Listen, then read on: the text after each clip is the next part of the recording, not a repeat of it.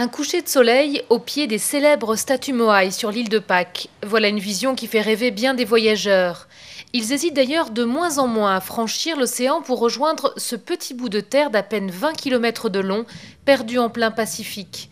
Environ 50 000 par an, c'est 5 fois plus qu'il y a 10 ans, et les hôtels, comme celui-ci, fleurissent pour les accueillir.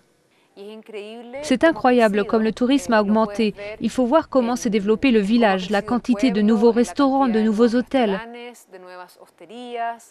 Aujourd'hui, c'est beaucoup plus facile de venir sur l'île qu'il y a 10 ans.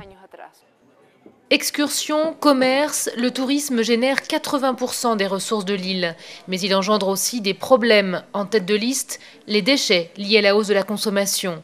Loin de la carte postale, voilà une autre réalité de l'île de Pâques, une décharge à ciel ouvert.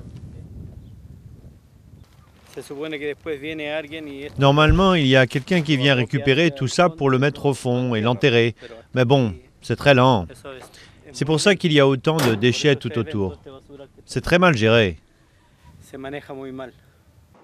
Pour protéger leur île, certains locaux réclament des mesures radicales. Pas contre les touristes, mais contre tous ceux qui viennent du continent chilien s'installer pour en profiter. Ce petit groupe s'est autoproclamé Parlement de l'île. Son mot d'ordre, réclamer un contrôle migratoire strict.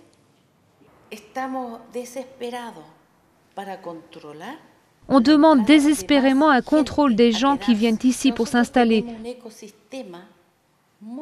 Nous avons un écosystème très fragile.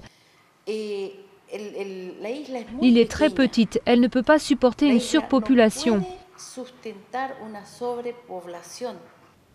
Trouver le point d'équilibre entre développement économique et préservation des ressources, c'est la difficile équation que l'île, classée au patrimoine mondial de l'humanité, va devoir résoudre.